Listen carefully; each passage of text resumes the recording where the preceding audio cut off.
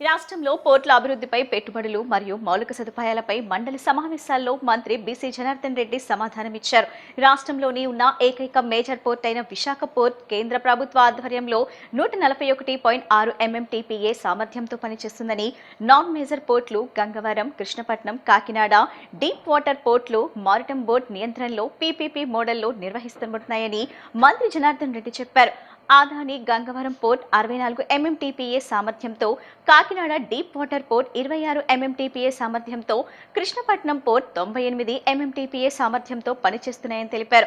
Rayapatnam port 24/4/2026, మచిలీపట్నంలో port 28/12/2026, Mulapeta port 30/11/2026 తేదీ నాటికి పూర్తి కానున్నాయని తెలిపారు. Question number 14354 BC Janardhan Reddy గారు. ధన్యవాదాలు అధ్యక్ష.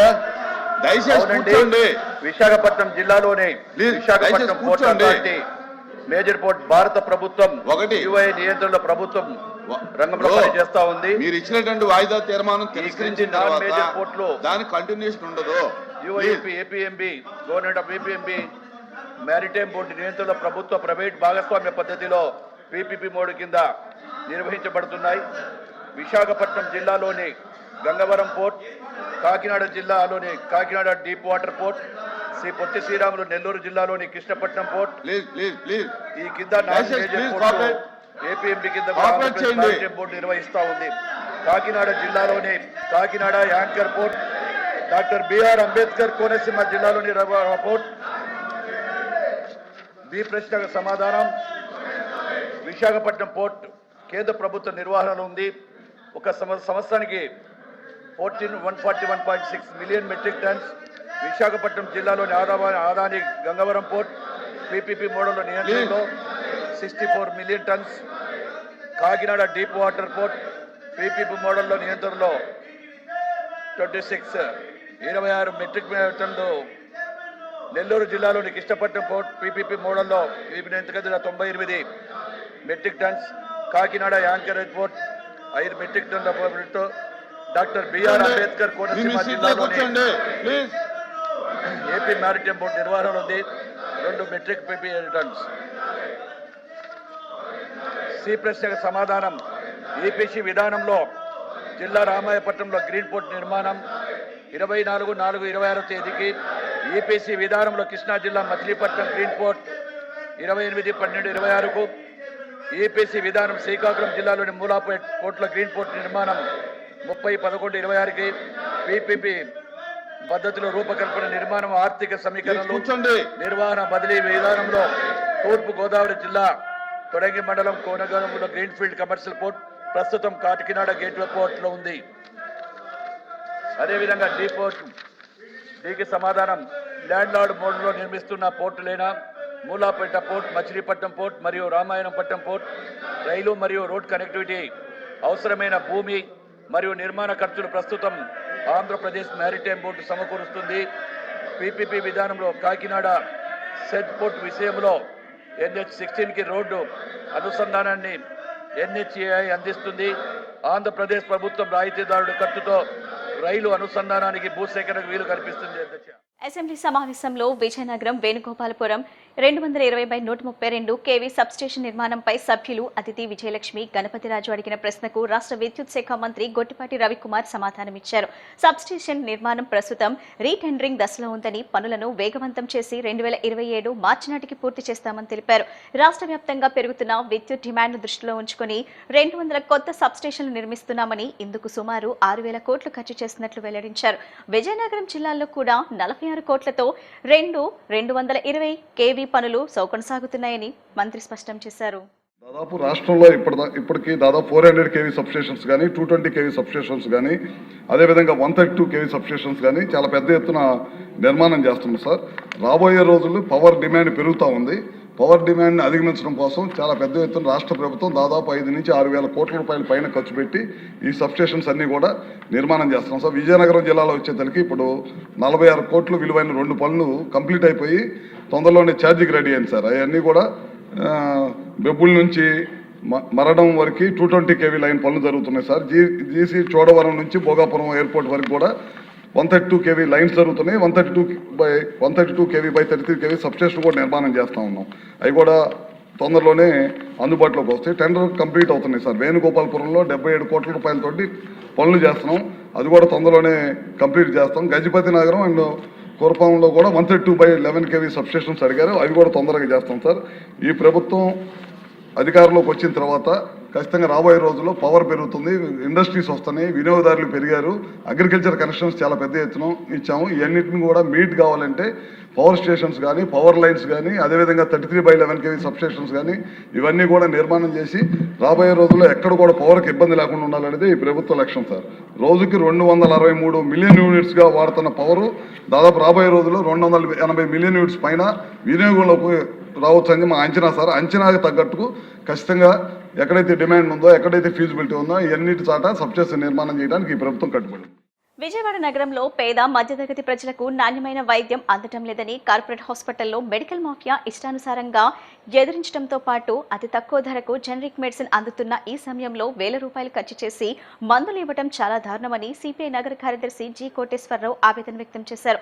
విజయవాడ నగరంలో మెడికల్ మాఫియా ఆగడాలపై ఉన్నతాధికారులు జోక్యం చేసుకుని ప్రజల ఆరోగ్యానికి భద్రత కల్పించాలని డిమాండ్ చేశారు.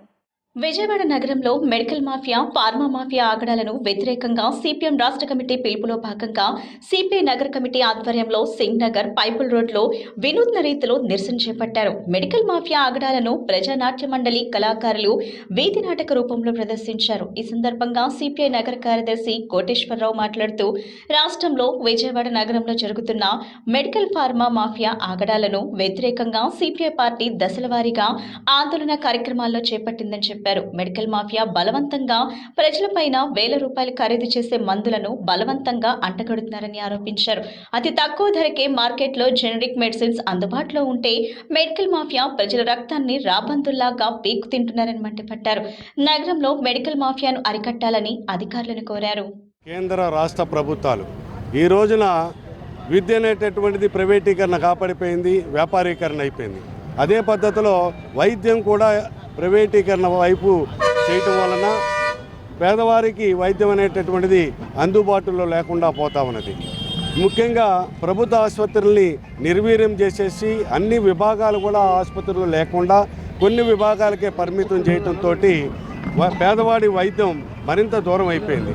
ఈ రోజు కార్పొరేట్ హాస్పిటల్స్లో వసూలు చేస్తున్నటువంటి ఫీజులు ఒక హాస్పిటల్కి ఒక రకంగా, ఇంకొక హాస్పిటల్కి ఇంకో రకంగా ఎక్కడా కూడా పొంతలు లేనటువంటి పద్ధతిలో వైద్యం వసూలు చేస్తున్నటువంటి తీరు, దానికి తోడుగా డయాగ్నోస్టిక్ సెంటర్స్లో కూడా ఎక్స్రేలు తీపించుకోవాలన్నా, ఎంఆర్ఐ స్కానింగ్లు చేయించుకోవాలన్నా, ఏ స్కానింగ్ చేయించాలన్నా కూడా ఒక రకమైనటువంటి నిర్ధారించేటటువంటి నిర్ణీత పట్టిక లేకపోవడంతో డయాగ్నోస్టిక్ సెంటర్స్లో కూడా ఒక దగ్గర వసూలు చేసేటటువంటి వ్యత్యాసంతో వసూలు చేసేటటువంటి పరిస్థితి ఉన్నది.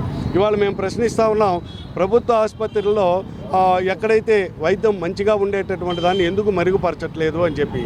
అదే పద్ధతిలో ఈ రోజున ఉన్నటువంటి ఆరోగ్యశ్రీ ద్వారా ఎవరైనా వైద్యం పొందితే ఆరోగ్యశ్రీ ద్వారా వైద్యం పొందినటువంటి వారికి సంబంధిత హాస్పిటల్స్కి ప్రభుత్వము నిర్ధారించినటువంటి ధరలకు అనుగుణంగా వారికి ఏ జబ్బుకి ఎంత ఇవ్వాలి అనేటటువంటిది ఆరోగ్యశ్రీ ద్వారా చికిత్స తీసుకునేటటువంటి వారికి ప్రైవేట్ హాస్పిటల్కి ప్రభుత్వం చెల్లిస్తూ ఉంది.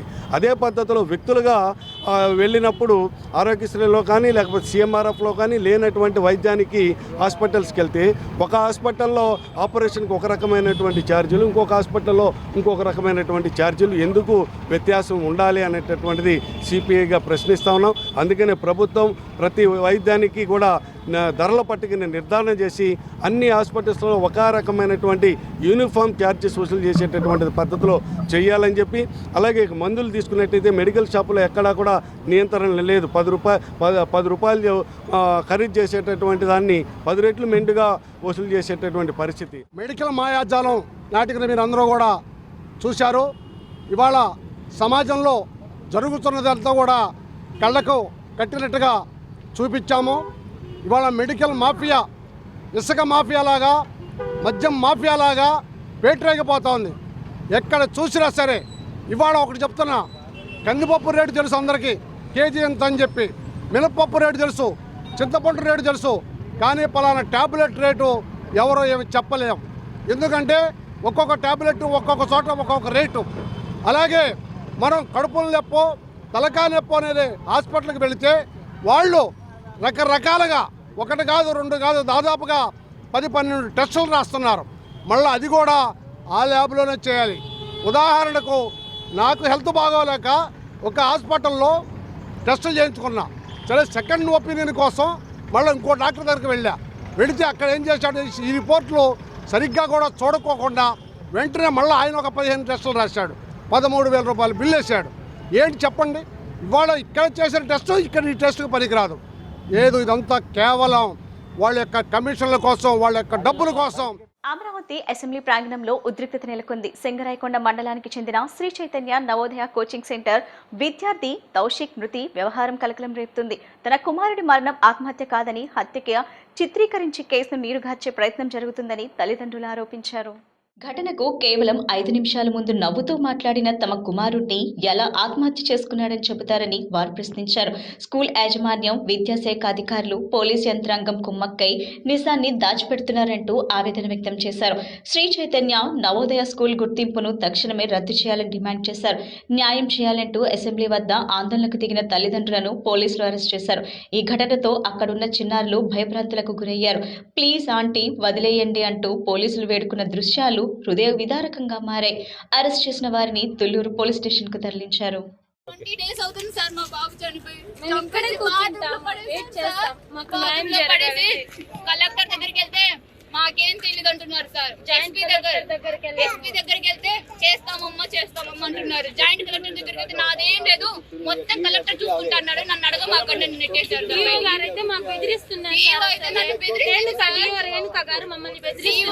మమ్మల్ని బెదిరించింది సార్. మీ ఫీజు మీకు ఇప్పిస్తాము అది ఇది అంటున్నారు. ఫీజు ఇప్పిస్తే పిల్లడు వస్తాడా సార్? చనిపోయిన పిల్లడు వస్తాడా సార్? చెప్పండి. చంపిన వాళ్ళకి శిక్ష పడాలి సార్, అంతే. ఆ స్కూల్ సీజ్ చేయాలి, చోట చెప్పుకోండి అని భయపెడుతున్నారు సార్ మమ్మల్ని. మేము మా డబ్బులు ఉన్నాయి మా దగ్గర, మిమ్మల్ని ఏదైనా చేసేస్తాం మేము, మీరేం చేసుకుంటారో చేసుకోండి సార్. ఇదే 2009లో కూడా శిరీష అనే అమ్మాయిని చంపేసి ఆ అమ్మాయిని సెక్సువల్ గా హరాస్ చేసి రమణారెడ్డి అనే సారు సెక్సువల్ గా హరాస్ చేసి చంపేస్తే ఆ అమ్మాయి ఊరేసుకుంది, ఇంటికి వెళ్ళి ఊరేసుకుంటే ఆ అమ్మాయి ఫీజు అడిగానని చెప్పేసి అమ్మాయి ఊరేసుకుంది అని క్రియేట్ చేశారు సార్. ఆ అమ్మాయి వాంటెడ్ గా రమణారెడ్డి నా చావుకు కారణం అని రాసిపెట్టి మరి చనిపోయింది సార్. రమణారెడ్డి నా చావు కారణం అని రాసిపెట్టి చనిపోయింది సార్. ఎంత దారుణం సార్. పేదోడంటే బతకడానికి లేదా సార్ మన సొసైటీలో? ఎక్కడ సార్ న్యాయం ఎక్కడ ఉంది సార్ పేదోడికి? చేసేసేవాళ్ళు సార్ న్యాయము. మేము ముస్లిమ్స్ అని ఇప్పుడు వరకు స్పందించలే లేదు సార్. ప్రతి ఒక్కరు నెట్టేస్తున్నారు మమ్మల్ని, ప్రతి ఒక్కరు నెట్టేస్తున్నారు సార్.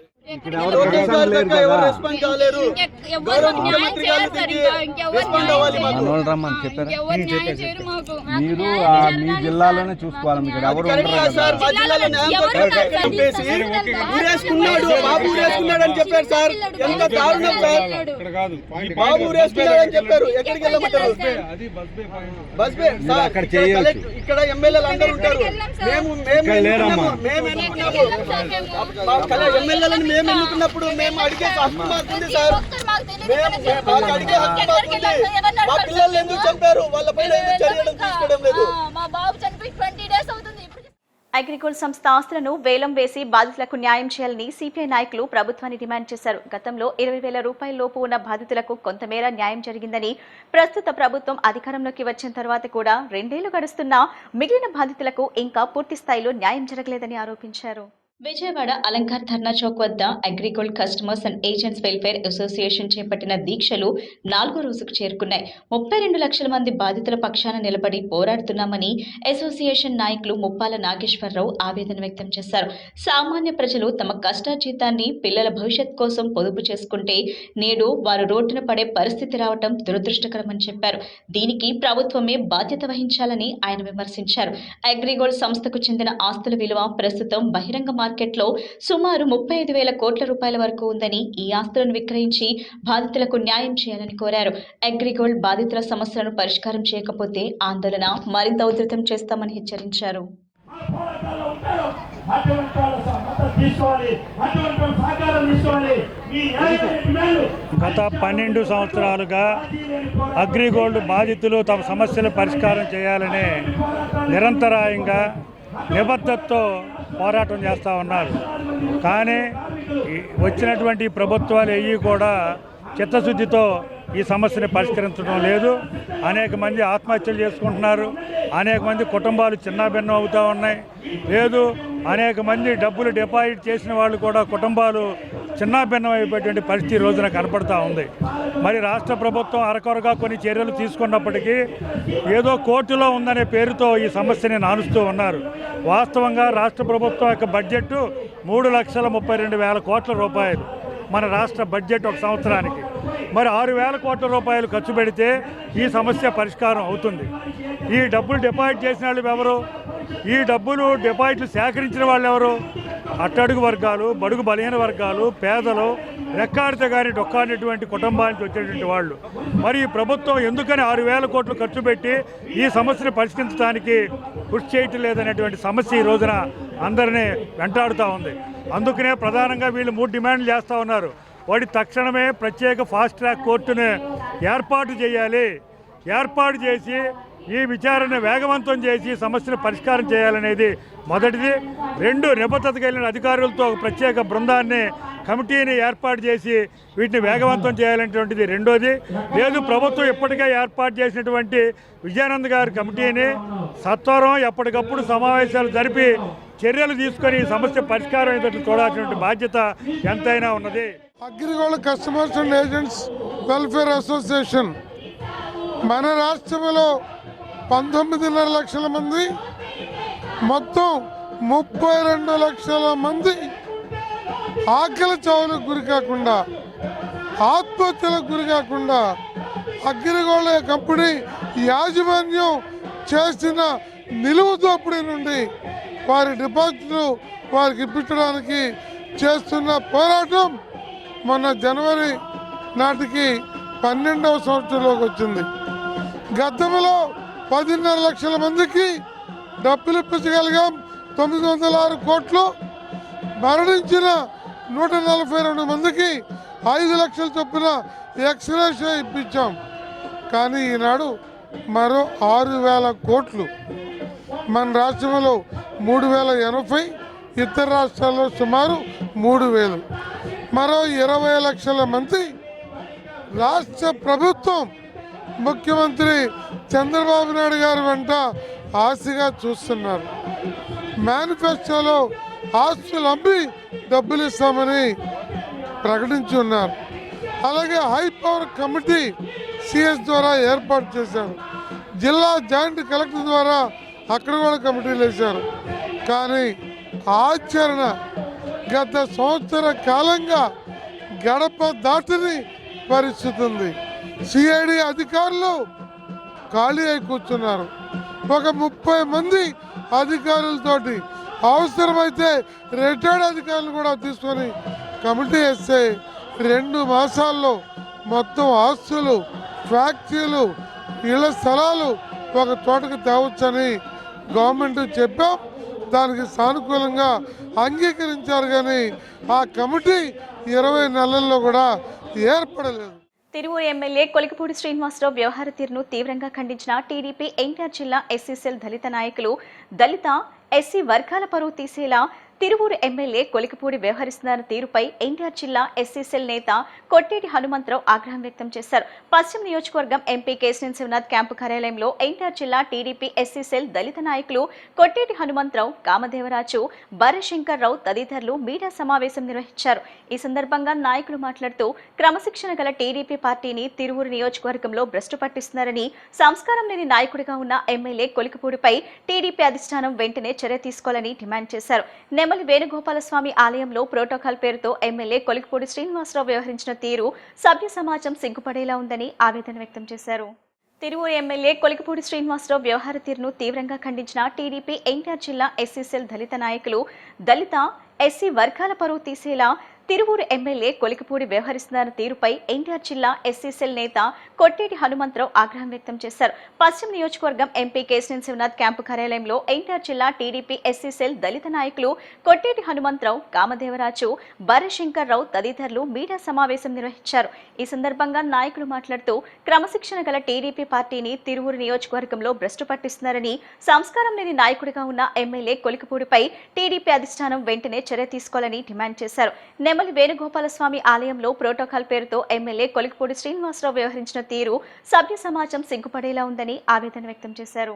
శ్రీ వేణుగోపాలస్వామి పవిత్ర సన్నిధిలో జరిగిన ఒక అహంకారపూరిత సిగ్గుచేటు చర్యను తీవ్రంగా ఖండిస్తూ, అలాగే ఒక సంస్కారవంతమైన నాయకుడికి అండగా మేమందరం కూడా ఈరోజు మీ ముందుకు వచ్చాము. నా పేరు మీ శంకర్రావు బర్రే, నందిగామ నియోజకవర్గం, కంచికిచర్ల మండలం, కంచికిచర్ల గ్రామ తెలుగుదేశం పార్టీ సామాన్య కార్యకర్తని. మొన్న జరిగినటువంటి నెమలి శ్రీ వేణుగోపాలస్వామి టెంపుల్లో భక్తియుక్తంతో జరగాల్సినటువంటి వెండి ప్లేట్లోని పట్టు వస్త్రములను తీసుకువెళ్తున్నటువంటి గౌరవనీయులు విజయవాడ పార్లమెంటు సభ్యులు శ్రీ కేశినేని శివనాథ్ గారు, వారి ధర్మపత్ని శ్రీమతి కేశినేని జానకి గారు వెళ్తున్న సమయంలో ప్రోటోకాల్ అనే మనసులో ఒక దురుద్దేశాన్ని పెట్టుకొని, అది ప్రోటోకాల్ కాదు, ప్రోటోకాల్ అంటే తెలుసా? గౌరవనీయ తిరువూరు ఎమ్మెల్యే కొలికిపూడి శ్రీనివాసరావు గారు, ప్రోటోకాల్ అంటే రాష్ట్ర గవర్నర్ మొదటి ప్రోటోకాల్, రెండవ ప్రోటోకాల్ రాష్ట్ర ముఖ్యమంత్రి వర్యులు, మూడవ ప్రోటోకాల్ యూనియన్ మినిస్టర్, నాలుగో protocol member of parliament. Kesineni చిన్ని గారి గురించి నీకేం తెలుసు? కొలికిపూడి శ్రీనివాసరావు అనేవాడు ఎక్కడోడు, ఎక్కడి నుంచి వచ్చాడు?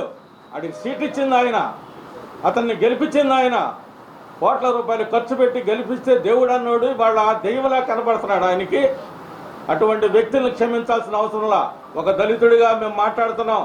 మొన్నటిదా కూడా ఒక దళితుడనే ఉద్దేశంతో మేము ఈ రోజు వరకు నోరిప్పులా. కానీ నువ్వు ప్రవర్తించినటువంటి తీరు, ఒక ఎంపీ గారు ఆయన భార్యతో వస్తే ఏం చేసావు? నువ్వు చేసినటువంటి అవమానాన్ని ఎవడు కూడా క్షమించడు. అతను పార్టీలో చేరినప్పుడు ఎంపీ పదవి గురించి ఏ రోజును కూడా ఆశించకుండా పార్టీ కోసం పనిచేశాడు. చంద్రబాబు నాయుడు గారిని ముఖ్యమంత్రి చేయడం కోసం 7 నియోజకవర్గాల్లో అనేక రకాలుగా కష్టపడి, అనేక రకాలుగా డబ్బులు ఖర్చు పెట్టి కష్టపడినటువంటి నాయకుడు. ఈ 7 నియోజకవర్గాలను కూడా గెలిపించడం కోసం ఆయన చేసినటువంటి కృషి మాకు తెలుసు. ఎందుకంటే ఆయన వచ్చిన దగ్గర నుంచి పాలైనటువంటి వ్యక్తులు మేము. ఆయన ఒకటే అనేవాడు, చంద్రబాబు నాయుడు గారు ముఖ్యమంత్రి అవ్వాలంటే ఈ 7 నియోజకవర్గాలు గెలిపించాలి, నాకు ఎంపీ పదవి వచ్చినా పదవి రాకపోయినా బాగలేదని చెప్పి మాట్లాడేవాడు. తిరువూరు నియోజకవర్గంలో నెమలి వేణుగోపాల స్వామి బ్రహ్మోత్సవాల కార్యక్రమం సందర్భంగా మరి తిరువూరు నియోజకవర్గ శాసనసభ్యుడు కొలికిపూడి శ్రీనివాసరావు గారు చేసిన తీరు మరి ఎన్టీఆర్ జిల్లా ప్రజలే కాకుండా రాష్ట్ర ప్రజలు కూడా అతన్ని అసహించుకునే పరిస్థితిని మళ్ళా తీసుకొచ్చాడు. ఏది ఏమైనప్పటికీ కూడా వేణుగోపాల స్వామి గుడి అది ఎండోమెంట్కి సంబంధించింది. యాజ్ పర్ రూల్ ప్రకారం ఎండోమెంట్ యొక్క నామ్స్ ప్రకారం ఫస్ట్ ప్రిఫరెన్స్ ఎంపీకి ఇస్తారు. అది ప్రోటోకాల్. అది ఎంపీ లేకపోతే ఎమ్మెల్యే ప్రోటోకాల్. దాన్ని విస్మరించి తన ఇష్టం వచ్చినట్టుగా మనసులో పెట్టుకొని వైఎస్ఆర్ పార్టీ నాయకులతో టైఅప్ అయి ఈ వెనక ఉన్న వైఎస్ఆర్ పార్టీ నాయకులకు ఎవరైతే పాత్ర ఉన్నారో వాళ్ళందరూ కూడా రాష్ట్ర పార్టీ అధ్యక్షుల వారు వెంటనే బయటపడాల్సిన అవసరం ఉంది. ఎందుకంటే తెలుగుదేశం పార్టీ ఈ రాష్ట్రాల అధికారం చేపట్టిన తర్వాత పార్లమెంట్ సభ్యులుగా కేశినేని శివనాథ్ గారు, శాసనసభ్యుడిగా శ్రీనివాసరావు గారు ఎన్నికైన నాటి నుంచి నేటి వరకు కూడా తిరువూరు నియోజకవర్గంలో ఒకటి సఖ్యత లేదు, తిరువూరు నియోజకవర్గ పార్టీతో సఖ్యత లేదు. తిరువురు శాసనసభ్యులు కొలికిపూడి శ్రీనివాసరావు నెమలి వేణుగోపాలస్వామి ఆలయంలో జరిగిన కళ్యాణ వేడుకల్లో ప్రోటోకాల్ వివాదంలో ఎంపీ చిన్ని పట్ల వ్యవహరించిన తీరు సభ్య సమాజం తలదించుకునేలా ఉందని తెలుగుదేశం పార్టీ ఎస్సీసీఎల్ నాయకులు బెజ్జం జైపాల్, మద్దాల రుక్మిణి ఆగ్రహం వ్యక్తం చేశారు. ఈ ఘటనపై రాష్ట్ర నాయకత్వం జోక్యం చేసుకుని ఎమ్మెల్యేపై చర్యలు తీసుకోవాలని కోరారు. నగరంలోని సెంట్రల్ నియోజకవర్గం టీడీపీ కార్యాలయంలో ఏర్పాటు చేసిన విలేకరుల సమావేశంలో ఎస్సీసీఎల్ నేతలు మాట్లాడుతూ ఎంపీ చిన్నిపై కావాలనే ఎమ్మెల్యే రాద్ధాంతం చేస్తూ ప్రభుత్వాన్ని ప్రజల్లో చులకన చేయటం సరికాదని చెప్పారు. తెలుగుదేశం పార్టీలో కొనసాగుతూ వైసీపీ ముసుగులో పనిచేస్తున్నారని ఆరోపించారు. తిరువురు శాసనసభ్యులు కొలికిపూడి శ్రీనివాసరావు నెమలి వేణుగోపాలస్వామి ఆలయంలో జరిగిన కళ్యాణ వేడుకల్లో ప్రోటోకాల్ వివాదంలో ఎంపీ చిన్ని పట్ల వ్యవహరించిన తీరు సభ్య సమాజం తలదించుకునేలా ఉందని తెలుగుదేశం పార్టీ ఎస్సీసీఎల్ నాయకులు బెజ్జం జైపాల్, మద్దాల రుక్మిణి ఆగ్రహం వ్యక్తం చేశారు. ఈ ఘటనపై రాష్ట్ర నాయకత్వం జోక్యం చేసుకుని ఎమ్మెల్యేపై చర్యలు తీసుకోవాలని కోరారు. నగరంలోని సెంట్రల్ నియోజకవర్గం టీడీపీ కార్యాలయంలో ఏర్పాటు చేసిన విలేకరుల సమావేశంలో ఎస్సీసీఎల్ నేతలు మాట్లాడుతూ ఎంపీ చిన్నిపై కావాలనే ఎమ్మెల్యే రాద్ధాంతం చేస్తూ ప్రభుత్వాన్ని ప్రజల్లో చులకన చేయటం సరికాదని చెప్పారు. తెలుగుదేశం పార్టీలో కొనసాగుతూ వైసీపీ ముసుగులో పనిచేస్తున్నారని ఆరోపించారు. మేము విజయవాడ సెంట్రల్ నియోజకవర్గం తెలుగు తరపున, అదేవిధంగా విజయవాడ సెంట్రల్ నియోజకవర్గం ఎస్సీ విభాగం నుంచి కూడా దాన్ని తీవ్రంగా ఖండిస్తున్నాం. ఎందుకంటే ఆ రోజు ఏం జరిగిందంటే, యాక్చువల్గా ఆలయంలోకి రాగానే ఆలయ పెద్దలు ముందు ముత్యాహారాలను, అదేవిధంగా కంకణాలను, వాటిని ఎమ్మెల్యే కొలికిపూడి శ్రీనివాసరావు గారికి ఇచ్చి, పట్టు వస్త్రాలు ఉన్న ప్లేట్ని ఎంపీ గారు కేసీఆర్ చిన్ని గారికి ఇవ్వడం జరిగింది. అయితే ఇతని చేతిలో ఉన్న ఈ కంకణాలను వాటిని తీసుకెళ్ళి వాళ్ళ సతీమణి చేతికి ఇచ్చేసి ఎంపీ గారి దగ్గర ఉన్న ఆ పట్టు వస్త్రాల ప్లేట్లు లాక్కొని అక్కడ గొడవకి దారితీసే విధంగా వ్యవహరించగానే వెంటనే కేసీఆర్ చిన్ని గారు కూడా దాని విషయాన్ని పెద్ద ఇష్యూ చేయకుండా చాలా స్నిగ్ధపద్ధతితో ఎంతో ఆదర్శవంతమైన నాయకుడిగా అక్కడ దేవుడి గుళ్ళో ఎటువంటి కార్యక్రమాలు కూడా వివాదాలకు ఉండకూడదన్న ఉద్దేశంతో ఆయన చాలా మంచి వ్యవహారం, మంచి పద్ధతిలో వెళ్ళి దాన్ని అక్కడితో సద్దుమణిగే విధంగా చేసినప్పుడు కూడా అది రాష్ట్ర వ్యాప్తంగా చర్చనీయాంశమైంది. ఎందుకంటే ఇతను కొలికిపూడి శ్రీనివాసరావు అనే వ్యక్తి ఎమ్మెల్యేగా గెలిచినప్పటి నుంచి కూడా ప్రతి దాంట్లో వివాదంలో తలదొరచడం, దాన్ని వివాదాస్పదంగా మార్చడం, నియోజకవర్గం 7 నియోజకవర్గాల్లో కూడా ఎంతో గౌరవమన్నలు పొందుతున్న కేసీఆర్ చిన్ని గారిని అవమానపరిచే విధంగా ప్రతిసారి అతను అడుగులు వేయడం చాలా సిగ్గుచేటని కూడా ఈ సందర్భంగా కొలికిపూడి శ్రీనివాసరావు గారు తెలియజేస్తున్నాం. అతను ప్రతిసారి వివాదాల దారి తీయటం, తర్వాత ఎమ్మటే దళిత కార్డు వాడటం, నేను దళిత ఎమ్మెల్యేని కాబట్టి నన్ను ఈ విధంగా చూస్తున్నారు అంటారు. ఇప్పుడు నువ్వు చేసి నేను సంఘటన జరిగిన పక్కన నియోజకవర్గం ఏంటిది, నందిగామ నియోజకవర్గం, అది కూడా ఎస్సీ రిజర్వ్డే కదా. అక్కడ ఎలాంటివి ఏమైనా జరుగుతున్నాయా? ఏమీ జరగట్లేదు. ఇతను ప్రతి దాంట్లో చేయటం, దళిత కార్డు వాడి దళితులకి తెలుగుదేశం పార్టీలో ఉన్న గౌరవాన్ని ఇతని వల్ల మచ్చ ఏర్పడే విధంగా అతను చేస్తున్నాడు.